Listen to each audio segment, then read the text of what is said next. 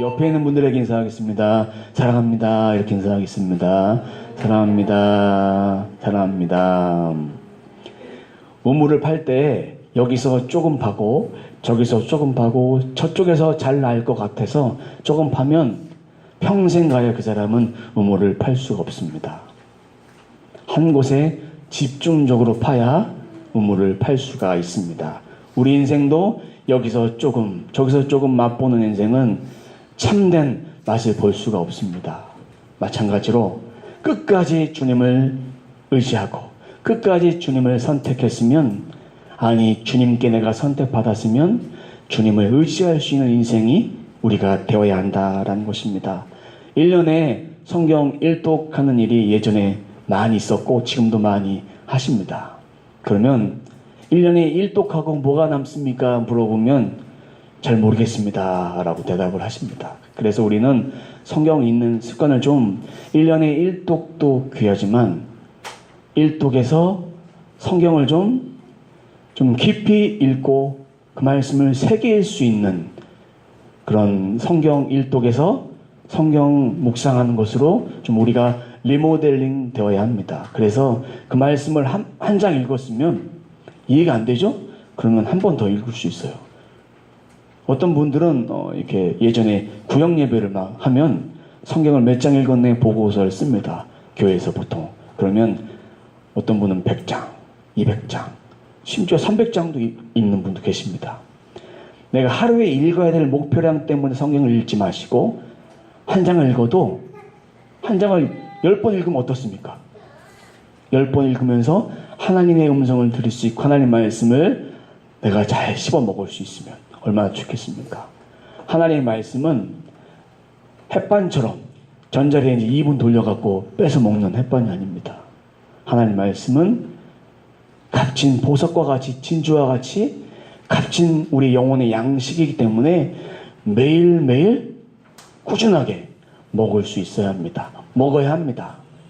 그래서 우리는 그 먹는 양식을 매일매일 우리는 밥을 먹을 때 좋은 음식을 더 먹고 싶고 맛있는 음식을 먹고 싶고 주부들은 어떤 음식을 할까 찾아서 고민합니다.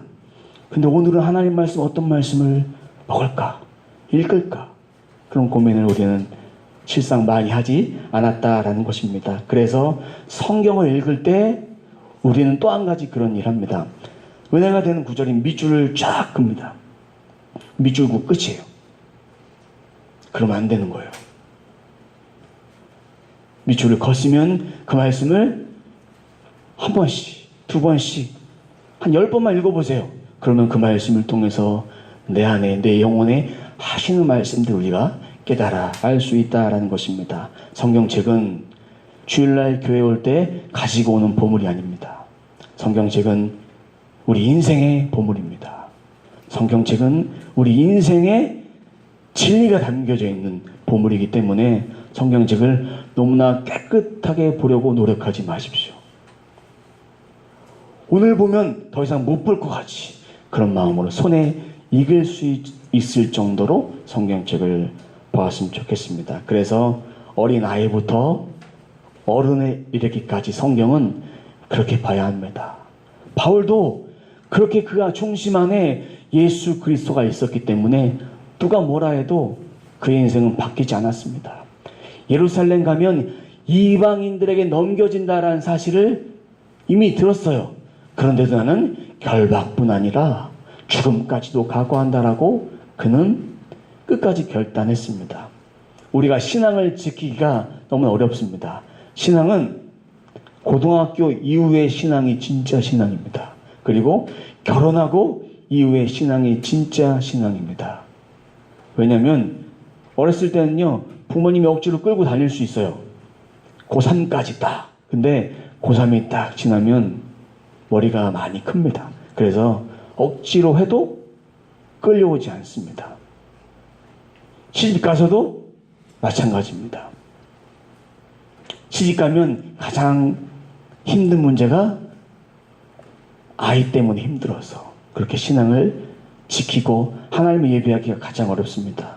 그래서 그러한 신앙은 누군가에게 끌려온 신앙이기 때문에 우리는 성경을 읽고 우리는 큐티하는 교회이기 때문에 큐티를 해도 부탁은 혼자만 말씀 읽고 기도하고 그러지 마시고 내 사랑하는 자녀들과 함께 말씀을 읽고 기도하고 그리고 성령 충만하고 또 성령 체험할 수 있도록 그래서 그 아이가 어려서부터 만난 하나님을 평생도록 놓지 않고 끝까지 믿음의 길을 걸어갈 수 있도록 부모가 그렇게 양육해야 합니다.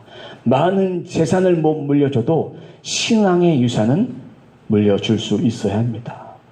근데 믿음을 가지고 자녀가 내 믿음보다 더 장성하게 이룰 수 있도록 예수 그리스도를 닮아갈 수 있도록 그렇게 해야 합니다.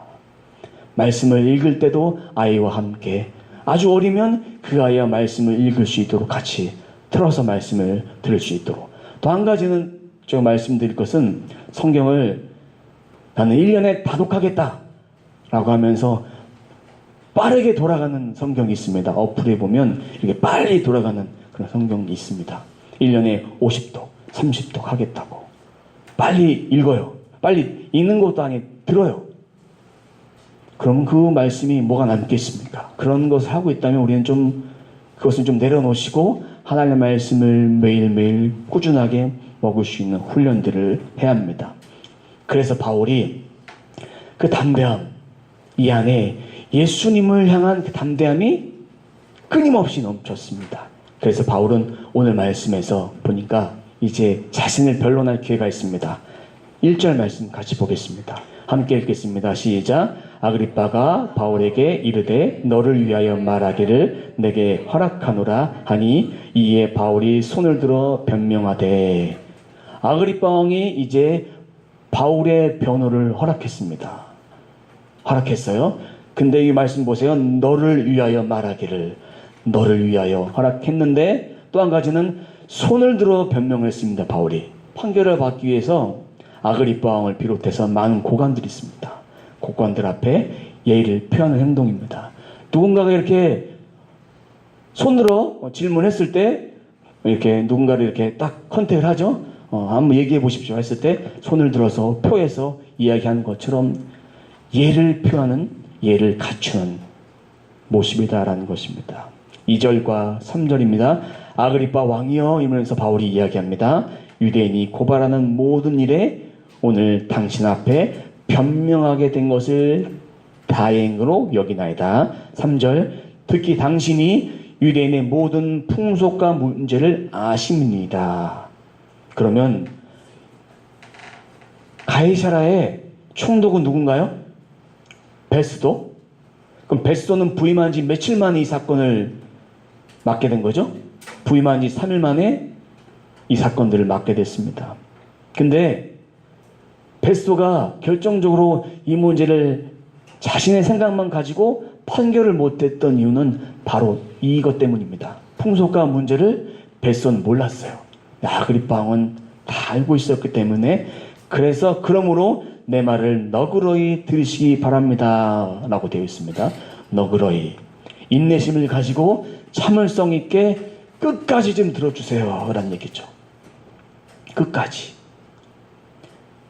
세번역 성경을 볼까요? 세번역 성경에 보니까 이렇게 되어 있습니다. 그것은 특히 임금님께서 유대 사람의 풍속과 쟁점들을 모두 알고 계시기 때문입니다. 아무쪼록 내 말을 끝까지 참으시고 들어주시기 바랍니다. 우리말 성경을 보겠습니다. 특히 왕께서는 모든 유대 관습과 문제에 대해서 잘 알고 계시기에 더욱 그렇습니다. 그러니 제 말을 끝까지 들어주시길 바랍니다 하면서 간절히 이야기하고 있는 거예요. 너그러이 들어주십시오. 우리가 누군가가 사람하고 대화할 때 사람 앞에 이 이야기를 끝까지 들어야 되는데 한마디 딱 듣고 욱해서 받아칩니다. 그러면 서로 간에 싸움밖에 일어나지 않습니다. 내 의견도 듣고 상대방의 의견도 잘 들을 수 있어야 합니다. 저도 예전에 참 욱하는 성격들이 많았어요. 지금도 순간순간 있지만 그때마다 주님 바라보려고 그리고 주님께 내려놓으려고 그렇게 끊임없이 기도합니다. 여러분들도 순간순간마다 이 욱하는 감정이 일어나면 그때는 입으로 다 발설할 것이 아니라 한번 물을 한 잔 드세요. 그러면 욱하는 마음이 한번 사라질 것입니다. 그래도 사라지지 않으면 물을 담고 삼키지 마시고 한 10초만 계셨다가 얘기를 해보세요. 그러면 욱하는 감정이 사라지고 말이 유해질 거예요. 그래서 바울은요, 자신의 변론을 하면서 자신의 배경과 고발하는 이유에 대해서 말합니다. 보겠습니다. 4절, 5절 말씀입니다. 4절, 내가 처음부터 내 민족과 더불어 예루살렘에서 젊었을 때 생활한 상황을 유대인이 다 아는 바라. 그들은 누굽니까? 유대인입니다. 유대인. 5절, 일찍부터 날 알았으니 그들이 증언하려 하면 내가 우리 종교의 가장 엄한 바를 따라 바리새인의 생활을 하였다. 바울은 바리새인 중에 바리새인 가말리의 문화에서 철저하게 율법 교육을 받았던 정통 유대인이라고 말씀을 드렸습니다. 정통 유대인.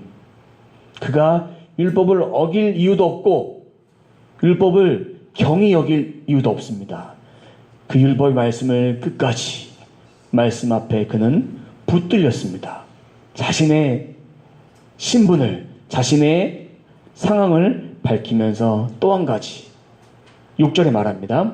이제도 여기서 신문 받은 것은, 이게 중요합니다. 여기서 신문 받은 것은 하나님이 우리 조상에게 약속하신 까닭이다.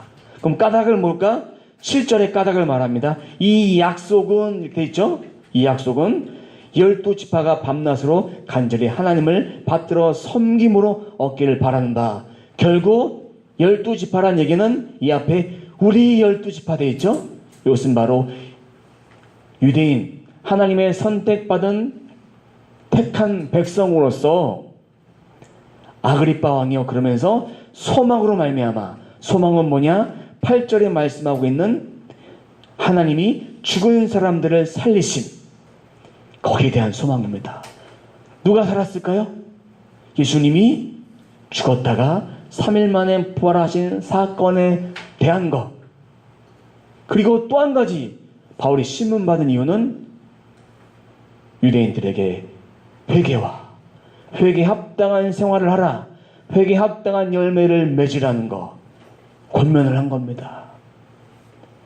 회개에 합당한 열매를 맺으라는 얘기를 또 한 사람이 했습니다. 신약 성경에 보면, 요한복음에 보면 세례 요한이 회개하라, 천국이 가까웠느니라 라고 말하면서 회개에 합당한 열매를 맺으라, 이런 말씀을 하고 있습니다.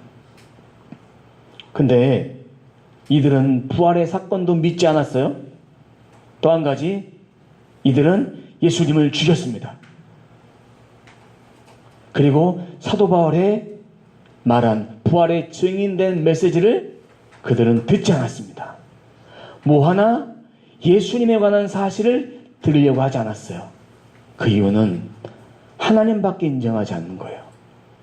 성경도 율법에 관한, 모세 오경에 관한 말씀 외에는 인정하지 않았다라는 것입니다. 모세 오경 뭐라고 했죠? 창세기, 출애굽기, 레위기, 민수기, 신명기를 합쳐서 모세 오경이라고 합니다. 진리를 말해도 눈이 닫혀져 있는 거예요. 바울도 예전에 눈에 눈꺼풀이 벗겨지기 전에는 진리의 말씀들을 깨달을 수가 없었습니다. 진리의 말씀들을. 그러면 이 마음이, 내 심령을 한번 봐보세요. 내 심령에 하나님 말씀이 들려지지 않는다. 그럼 내 안에, 내 심령이 그 말씀을 들을 준비가 안 됐고 강박한 심령이 있는 거예요. 그리고 내 생각이 다른 데가 있는 거예요. 내 생각이 하나님 말씀을 들으려고 하면 집중해서 한번 들어보세요. 제가 설교를 해도 1시간 합니까? 2시간 합니까? 한 30분 하죠? 30분을 해요. 그럼 30분을 집중해서 듣지 못하면 1시간 설교해도 1시간 들을 수 있어요? 없어요? 못 들어요. 30분 집중해서 듣고 그 말씀을 그냥 듣고 끝나는 것이 아니라 그 말씀을 한 구절 한 구절 읽어보라고 그 말씀들을 풀어서 설명해 드린 것입니다. 그렇다면 신앙생활 한다라는 것은 내가 교회를 왔다 갔다 한다고 신앙생활 하는 것이 아닙니다. 성경책 가방을 들고 왔다 갔다 한다고 신앙생활 하는 것이 아니라 예수님을 구주로 고백하고 그리고 내가 죽을 수밖에 없는 죄인임을 고백하고 그리고 회개에 합당한 생활 변화됐으면 예수님은 닮아가야 되죠. 그럼 그 말씀이 어떤 말씀입니까? 갈라디아서 5장 22절의 말씀 23절 24절 25절 말씀대로 살아가는 거예요. 갈라디아서 5장 22절부터 25절 말씀 같이 한번 읽어볼까요? 함께 읽겠습니다. 시작. 오직 성령의 열매는 사랑과 희락과 화평과 오래 참음과 자비와 양성과 충성과 온유와 절제니 이 같은 것을 금지할 법이 없느니라. 그리스도 예수의 사람들은 육체와 함께 그 정욕과 탐심을 십자가에 못 박았느니라. 만일 우리가 성령으로 살면 또한 성령으로 행할지니. 성령으로 살면 성령으로 행할지니. 또 한 가지 말씀이 있죠. 육체와 함께 정욕과 탐심을 어디다 십자가에 못 박았다. 정욕과 탐심을 십자가에 못 박았다라. 이렇게 말씀합니다. 옛사람을 벗어버린 일은 내가 하니까 어려운 거예요. 주님께 맡기세요. 이런 정욕들, 내 욕심들이 밀려오면 주님 앞에 고백하세요. 솔직하게. 내 안에 이런 마음이 밀려옵니다. 내 부인이 미워집니다. 내 남편이 미워집니다. 내 아이가, 그 다음 얘기 안 할게요. 그랬을 때 주님 앞에 십자가에 그것들을 좀 내려놓으세요. 남편한테, 자식한테, 아내한테 하면 상처가 되니까 주님께 그 마음을 내려놓으세요. 주님 앞에 그 이야기 이야기해 주세요. 평생토록 그렇게 마음이 있었다 할지라도 그 마음이 있으면 하나님도 그 마음 받지 않으십니다. 그래서 우리 안에 그 마음을 내려놔야 되는 거예요. 바울이 내려놓으니까 이제는 예수님을 증거하는 증인과 선포자가 되었습니다. 그리고 예수님과 동행하고 동거동락할 수 있게 되었습니다. 이 성경책을 귀하게 여기지 마시고 주님의 말씀을 귀하게 여기십시오. 그리고 기록된 말씀이 귀한 것이지 기록된 글자가 귀한 것이 아닙니다. 그래서 성경책을 평생 나는 이 성경책 한 권으로 만족하리라 하지 마시고 어떤 목사님은 1년에 성경책을 한 번씩 사신대요. 성경책이 너무나 지저분해서 1년 보시면 볼 수가 없어요. 또 사시고 성경책을 그래요. 어떤 사모님은 또 그렇게 고백하십니다. 나는 주님의 말씀을 읽기 전에는 밥도 안 먹겠다. 그래서 아침에 일어나서 말씀을 꼭 읽으세요. 말씀을 안 읽는 날은 아침 금식인 거예요. 그 사모님한테는. 우리의 영적 양식을 그렇게 사모하면서 먹어야 돼요. 아니 음식은 맨날 찾아다니면서 먹으면서 맛집 찾으면서 우리는 왜 하나님 말씀을 매일매일 펴보는 일들, 말씀을 가까이서 하는 일들을 왜 하지 않습니까? 우리 말씀을 가까이 해야 합니다. 육의 양식도 중요하지만 영의 양식이 더 중요합니다. 영이 강건해야 육도 강건해질 수 있다라는 것입니다.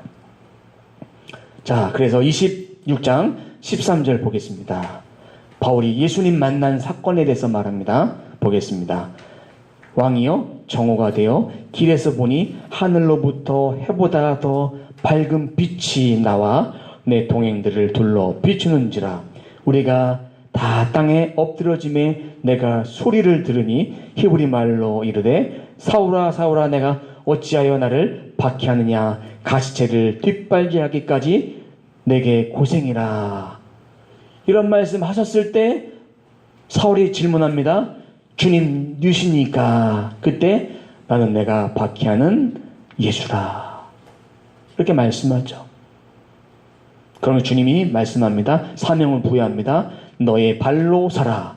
내가 내게 나타난 것은 곧 내가 나를 본 일과 장차 내가 내게 나타날 일에 너로 종과 증인을 삼으려 함이니. 이 말씀 보면요, 가시채로 뒷발질하기까지 내가 고생이라 라는 얘기 뭐죠? 쟁기질하는 사람에게는 손에 소모를 할 수 있는 꼬챙이 같은 것이 있습니다. 거기에는 쇠나 뼈를 박았습니다. 그래서 소가 일을 제대로 하지 않을 때 찌르는 거예요. 일을 할 수 있도록 찔러요. 이런 격언이 있습니다. 이스라엘 격언에 신을 대적하는 행동은 어리석고 무모하고 불가능하다. 사울에게 가시채를 뒷발질하기까지 내가 고생이라. 찌르면, 가시채로 찌르면 더 이상 물러나야 돼요.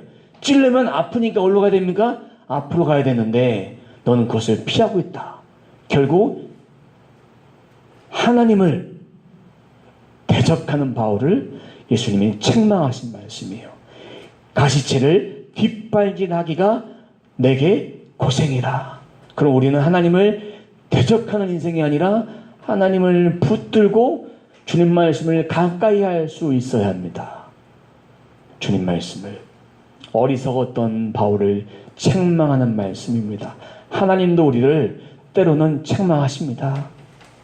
다 잘했다 말씀하지 않으시고, 그래 그럴 수 있다라고 이해하지 않으시고, 잘못했을 때는 가시채를 들어서 우리를 책망하실 때도 있고, 잘했을 때는 칭찬하십니다. 하나님 앞에 잘하는 것은 예수님 말씀대로 살아가는 거. 그리고 회개했으면 제발 회개에 합당한 열매를 맺으면서 살길 원하시는 거예요. 우리는 회개가 끝이에요. 변화됐으면 바울처럼 변화된 삶으로 살아야 됩니다. 주님, 제가 욱했습니다. 회개했으면 욱하지 않도록 내가 좀 내 자신을 바꿔가야 돼요. 근데 또 주님 앞에 또 기도해요. 그것이 내 안에 아직 넘지 못한 걸림돌인 거예요. 예수님 성품으로 바뀌어지기 위해서 내가 그것이 있으면 그것을 돌을 떨쳐버려야 돼요. 그러지 않고 그것이 내게 떨어져 나가지 않습니다. 끊어버렸으면 이제 그것을 잊어버리고 십자가 앞에 다 못 받고 성령으로 우리는 살아가야 한다라는 것입니다. 바울이 그래서 회심하고 난 뒤에 바뀐 것이 있습니다. 17절 이스라엘과 이방인에게 내가 너를 구원하여 그들에게 보냈다라는 것입니다. 구원했는데 사명을 부여하실 때 16절에 너의 발로 일어나라 했죠. 그때 하나님이 붙여주신 사람이 있습니다. 유대인들에게 인정을 받았던 경건했던 아나니아를 붙여주셨습니다. 아나니아가 안수기도를 통해서 그의 눈에 비늘 같은 게 벗겨졌습니다. 근데 바울은 왜 이 말씀에 이야기를 안 했을까? 바울이 이 이야기를 이때 했으면 바울은 더 인정받았어요. 유대인들이 인정한 사람이니까. 내 발로 살아갔어요. 예수 그리스도를 전함에 있어서 누구를 통해서 전하지 말고 네가 직접 예수님을 전해라. 그리고 네가 직접 말씀을 듣고 직접 변화되고 십자가를 통해 고난의 사건의 증거자로 살기 원하시는 주님의 마음이 여기 담겨져 있었기에 바울은 아나니아를 말하지 않고 너의 발로 서라. 내가 나를 본 일 뭡니까? 다메섹 도상에 가는 동안에 본 일과 또 한 가지 장차 내게 일어날 나타난 일, 재판받아서 고난당한 일들을 이미 봤잖아요, 바울은. 그래도 그 일들을 감당했다라는 것입니다. 19절입니다. 아그리빠 왕이여, 그러므로 하늘에서 보이신 것을 내가 거스르지 아니하고. 주님 만났던 사건과 또 한 가지 있습니다. 바울이 환상을 통해서 주님 명령을 들었습니다. 하늘의 계시를 받습니다. 그리고 그 윗절에 보겠습니다. 18절에 눈을 뜨게 하여, 그 다음 중요합니다. 바울이 주님 만난 다음에 눈을 뜬 다음에 바울의 사명이 뭐냐? 어둠에서 빛으로, 사탄의 권세에서 하나님께, 죄사함에서 기업되게 하신 거, 거룩한 백성이 되게 하신 거, 이 일들을 위해서 하나님이 바울을 사용하신 거예요. 우리들에게 어둠 대신 빛으로, 사탄의 권세에서 하나님께로 돌아올 수 있도록 주님은 내게 끊임없이 말씀하십니다. 돌아오라고. 때로는 가시채를 쳐서 내가 아픔을 경험해서라도 주님은 나를 돌이키게 하신다라는 것입니다. 이제 그래서 바울은 23절에 말합니다. 23절, 곧 그리스도가 고난을 받으실 것과 죽은 자 가운데서 먼저 다시 살아나사 이스라엘과 이방인들에게 빛을 전하리라 함이니라. 이방인들에게, 유대인들에게 주님은 바울이 빛을 전하기 원하시는 거예요. 예수님을 전하기 원하시는 거. 이 말을 했을 때 바울에게 벳소가 한 말이 있습니다. 24절, 내가 미쳤다. 미쳤다고. 그럼 이 말씀을 딱 듣고 바울이 복음에 미쳤네? 딱 생각하고 나도 복음에 미쳐야 된다라는 그 말씀을 하신 이유가 그 말씀을 하신 뜻이 아니에요? 내가 미쳤네? 그런 말씀이 아니라 이 말씀 가지고 죽은 사람의 부활, 그리고 그분과 대화한 게 벳소 총독은 믿기지가 않은 거예요. 인정할 수 없다라는 겁니다. 이 미천에만 딱 따서 나도 주님께 미쳐야지. 이렇게 말씀을 적용하시면 안 됩니다. 말씀 전체를 보시면 이 미친 이유는 예수님 복음을 증거하는 복음의 담대함인 거예요. 바울과 대화하는 거, 환상을 통해 계시를 통해 말씀하신 것들을 이해가 안 되는 거예요. 헛소리라고 생각하는 거예요. 그리고 다메섹 도상에서 그가 주님 만나고 변화된 사건에 대해서 믿지 못하는 거예요. 대제사장들의 그 모든 권한들을 다 가지고 있었던 바울이, 지난번에 말씀드렸지만 사울과 바울은 이름이 두 가지라고 표현했습니다. 사울이라 써도 되고 바울이라 써도 됩니다. 오늘 말씀에 보면 히브리 말로 사울이라고 했습니다. 그럼 헬라 말로는 뭘까요? 바울. 똑같은 표현입니다. 사울이 변화돼서 바울이 된 것이 아니라 똑같은 표현이다 라는 것입니다. 그래서 오늘날도 벳소와 같이 주님의 말씀에 듣지 못한 이들이 너무나 많습니다. 벳소처럼 너 미쳤구나 이렇게 말하는 사람들이 많습니다. 하나님은 오늘날도 말씀을 통해서, 기도를 통해서 말씀하십니다. 하나님의 음성들을 들려주십니다. 근데 우리의 마음속에 너무나 찌꺼기가 많아서, 어둠이 많아서, 내 생각들이 많아서 하나님의 말씀이, 하나님의 음성이 들려지지 않는 거예요. 때로는 우리가 성령의 은사가 더 중요하다고 생각하는데 가장 중요한 것은 하나님이 주신 말씀입니다. 그 말씀 안에서 분명히 성경에서는 그 은사는 그것을 돕기 위해서, 그리고 개인의 경건과 교회를 위해서, 유익하기 위해서 쓰여진다 했는데, 많은 사람들이 이 은사를 딱 받으면 은사를 받고 나서 은사 쪽을 쫙 치우칩니다. 말씀은 없어요. 그러나 말씀이 베이스에 깔리고, 말씀 안에서 주님은 오늘날도 예언, 신유, 영분별 다 하실 수 있어요. 근데 말씀이 없이 하면 그것이 도리어 독이 됩니다. 독이 된다는 거예요. 말씀 묵상 없이, 기도 없이, 주님을 끝까지 신뢰함 없이 그 은사만 딱 받고 사용되면 교만한 마음, 어두운 마음, 그로 인해서 은사에 사로잡혀서 우리는 하나님 말씀을 떠나면 안 됩니다. 이 말씀 앞에 붙들려서 말씀을 통한 도구로 쓰임 받을 수 있도록 해야 합니다. 그래서 하나님의 음성을 듣기 사모한다면 말씀을 더 깊이 읽으십시오. 그 말씀에 인도하심을 받으십시오. 그러면 주님께서 내게 기도를 통해서 때로는 바울이 방언을 더 말함을 기뻐했던 것처럼 우리들에게도 성령의 은사로 방언의 은사도 허락하시고, 기도하면서 아픈 자의 마음을 느낄 수 있도록 중보기도의 은사도 허락하시고, 여러 가지 은사들을 하나님 내게 허락하신다라는 것입니다. 바울이 미친 것은 복음에 담대함이 있었다. 분명한 확신이 있었고 분명한 증거를 가지고 세상 모든 사람들에게 증거했다. 그렇다면 내 자존감도 높아져야 합니다. 나도 주님 만났으면 이 담대함으로 복음을 전할 때뿐만 아니라 내 삶 속에서 무슨 일을 만나도 담대함을 할 수 있어야 합니다.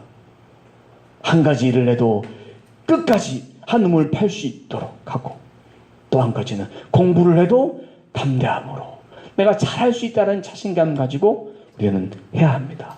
할 수 있습니다. 이 생각 속에 나는 안 돼. 제가 말씀드렸죠. 저 꼴등도 해봤다고? 꼴등도 해봤어요. 꼴등도 했는데 하나님이 사용하셔서 대학교도 보내주시고 대학원도 보내주시고 하나님 지혜 주셔서 다 하지 않았습니까? 전 꼴등을 공부 못하는 이들에게 위로가 되기 위해서 하나님 저에게 꼴등을 시키셨구나 하는 생각들을 합니다. 주를 만나면 내가 바뀌는 거예요. 회개에 합당한 열매를 맺어갈 수 있는 우리는 삶을 살아가야 한다는 것입니다. 그래서 그 사명을 위해서 우리는 일해야 된다. 그래서 26절, 27절 보겠습니다. 왕께서는 이 일을 아시기로 내가 왕께 담대히 말하노니 이 일에 하나라도 아시지 못함이 없는 줄 믿나이다. 그러면서 이 일은 한쪽 구석에서 행한 것이 아니다. 모든 사람은 다 아는 일이다. 주님의 죽으심과 부활은. 그래서 말합니다. 27절에 아그리빠 왕이여 선지자를 믿으시니까 믿으시는 줄 아나이다.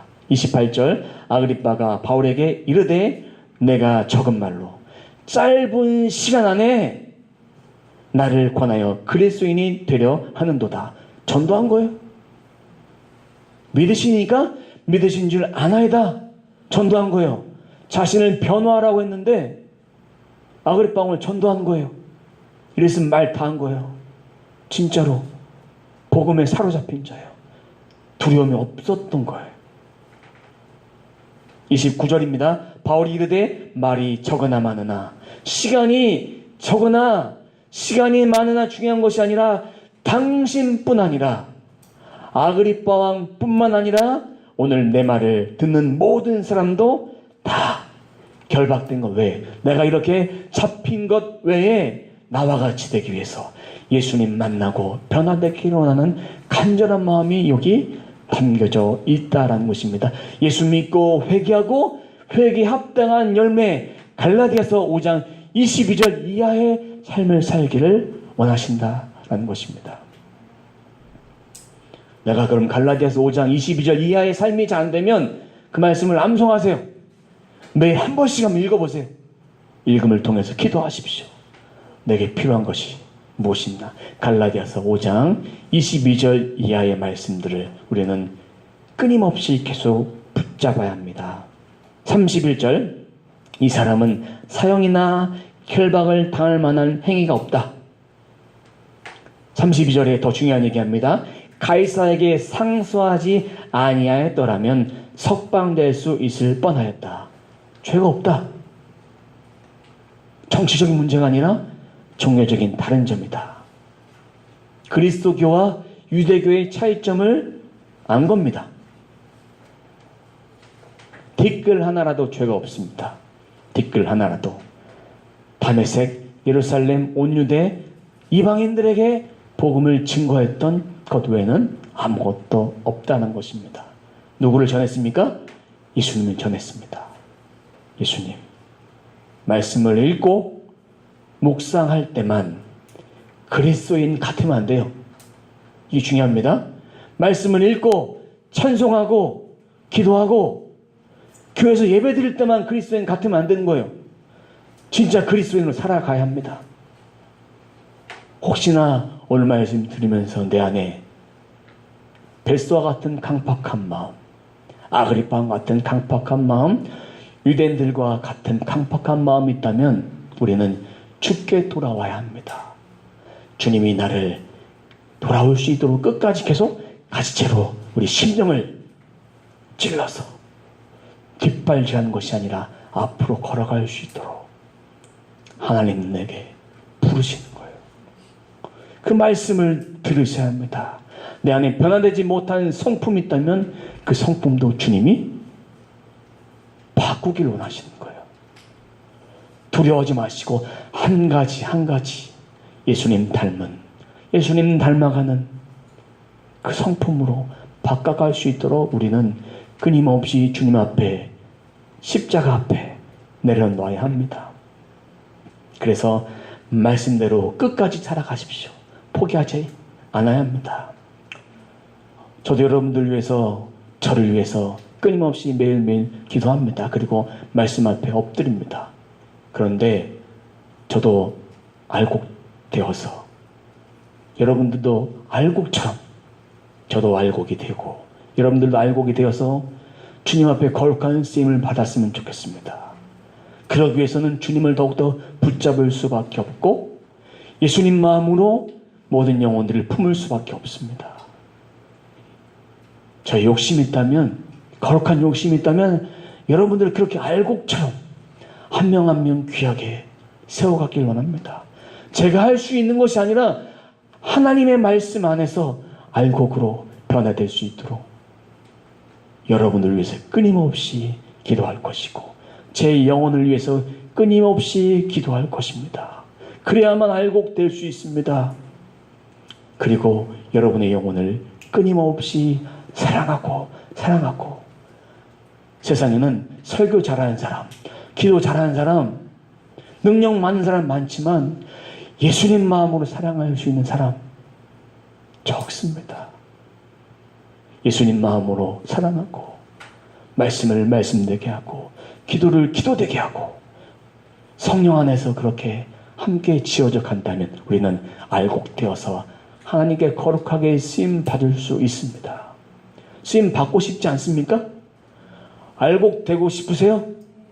알곡되고 싶다면 주의 말씀을 기억하고 말씀 앞에 내 모든 것들을 한 가지씩 버리시고 가시채 기억하십시오. 오늘부터 가시채로 나를 찔러서 내게 고생되지 않도록 주님 앞에 돌아올 수 있어야 합니다. 아니 돌아와야 합니다. 말씀의 결론입니다. 오늘의 말씀의 제목처럼 포기하지 않는 자에게 주시는 은혜, 바로 그것입니다. 예수 그리스도의 말씀을 얻게 되고 회개하고 회개에 합당한 열매를 맺어서 나에게 영혼을 붙여주십니다. 전도는 하는 것이 아니라 전도는 되는 거예요. 애써 전도를 하지 말라는 게 아니라 전도는 내 힘과 능력 갖고 하는 것이 아니라 전도는 되는 거예요. 내가 먼저 성령의 열매를 맺어지면 전도는 됩니다. 되어져요.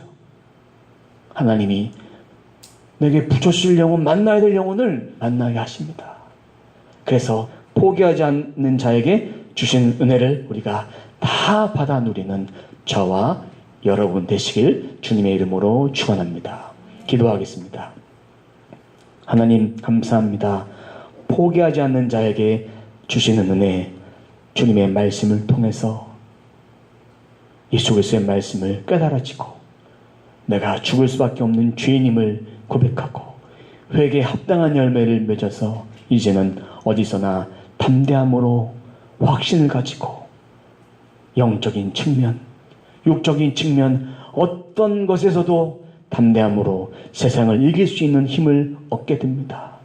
우리가 예수님 붙잡고 가시채처럼 뒷걸음질하는 인생이 아니라 주님 바라보고 전진하는 인생 되어질 수 있도록 인도하시고 아버지 함께하여 주옵소서. 주의 말씀을 먹고 마시고 소화시켜 영적 에너지를 충전받아 거룩한 인생으로 살아갈 수 있도록 인도해 주옵소서. 감사드리며 예수님의 이름으로 기도드립니다. 아멘.